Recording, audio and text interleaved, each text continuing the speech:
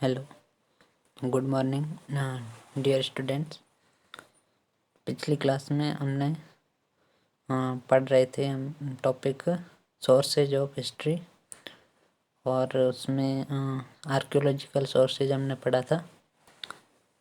और उसके आगे पढ़ना स्टार्ट करते हैं बिल्डिंग एंड मॉन्यूमेंट से।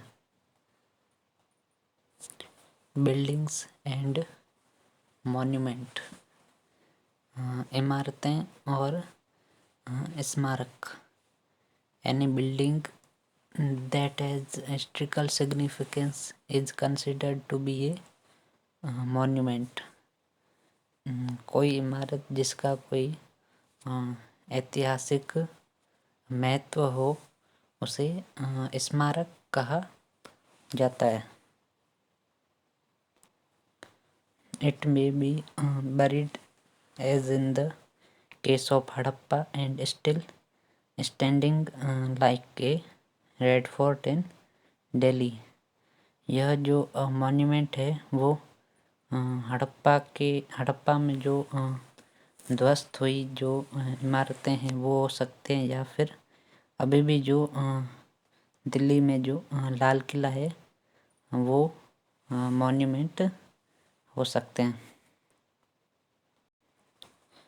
दे may be in the form of temple, forts, palaces etcetera. और ये जो मॉन्यूमेंट है ये या तो मंदिर के रूप में हो सकते हैं, या किसी किले के रूप में, या फिर किसी महल के रूप में हो सकते हैं।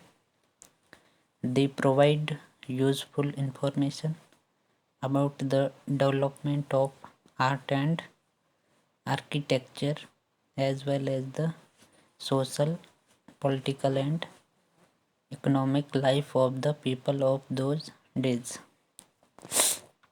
और यह जो मॉन्यूमेंट है वे उस समय की जो कला और जो स्थापत्य कला है उसके विकास के बारे में जानकारी उपलब्ध करवाते हैं, और उस समय की जो सामाजिक, राजनीतिक और आर्थिक जीवन के बारे में भी जानकारी देते हैं।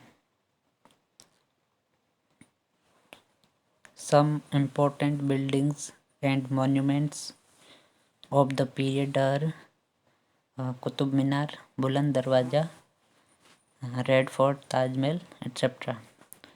मध्यकाल की कुछ महत्वपूर्ण स्मारक और इमारतें कौन कौन सी है? कुतुब मीनार है, बुलंद दरवाज़ा, लाल किला, ताजमहल आदि। उसके बाद टॉपिक है paintings and other art effect, चित्रकारी और अन्य कला प्रभाव। Paintings are another source of history of this period. जो चित्रकारी जो है वो मध्यकाल के इतिहास को जानने का एक दूसरा स्रोत है। They tell us about customs, food habits, dress and jewelry of this period. जो चित्रकारी है वो हमें मध्यकाल के समय की रीति रिवाज, खान पान की आदतें, उनका जो वेशभूषा है और यानी किस प्रकार के कपड़े पहनते थे, और उस समय के आभूषणों के बारे में भी जानकारी मिलती है। We find various school of painting that flourish during this period.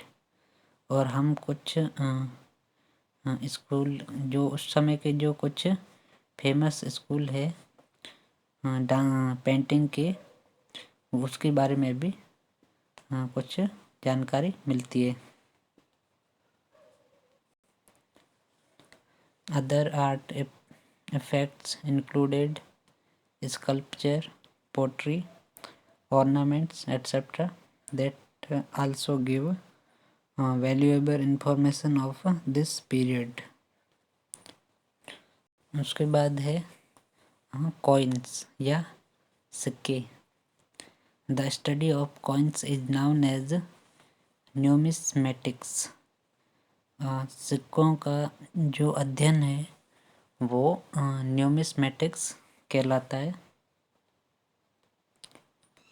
Coins tell us about the king, the extent of their empires, economic status of the kingdom, dates, languages in use, trade, art, religion, and literary skills of a particular time.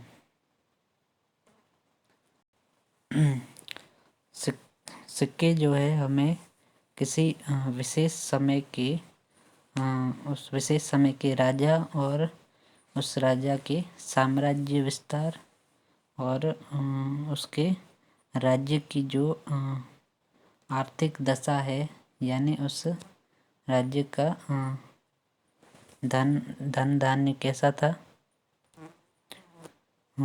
कुछ तारीखें, जो भाषाएं इस्तेमाल की जाती थी और जो व्यापार चलते थे उस समय, जो कला थी, जो धर्म और साहित्यिक कौशल के बारे में जानकारी मिलती है।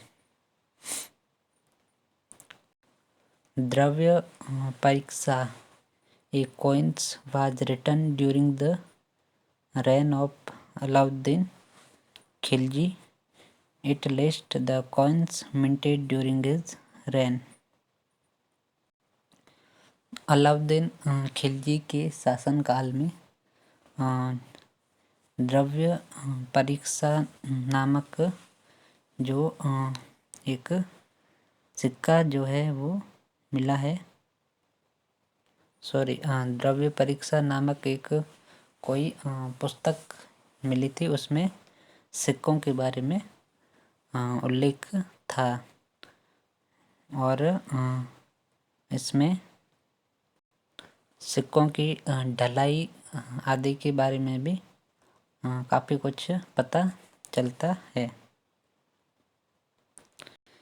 फिर अगला सोर्सेज है इंस्क्रिप्शंस या जिसे हिंदी में बोलते हैं अभिलेख।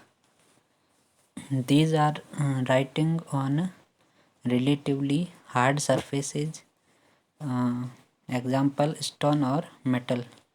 इंस्क्रिप्शन जो है वो किसी कठोर सतह पर लिखे जाते हैं, जैसे कि पत्थर या फिर कोई धातु। Some of the inscription of this period were recorded on copper plants and some are inscribed on temple, mosque and building walls. इस समय के जो मध्यकाल है उस समय के कुछ जो अभिलेख है वो कॉपर प्लांट्स पर लिखे गए हैं और कुछ जो है मंदिरों, मस्जिदों और स्मारकों की दीवारों पर लिखे गए हैं। They generally conveyed king's orders, their deeds, their preachings, etc. Kings often kept records of victories in battle as inscription. और ये जो अभिलेख है इन पर राजाओं के आदेशों और उनकी उपलब्धियों के बारे में लिखा होता है और राजाओं की जो विजय थी उनका भी रिकॉर्ड इन पर लिखा हुआ होता है और जितने भी युद्ध वगैरह जो राजा जीतता है उन सबको शिलालेख के रूप में लिखवाता था। ओके बच्चों, तो आज की क्लास आवर होती है। Thank you.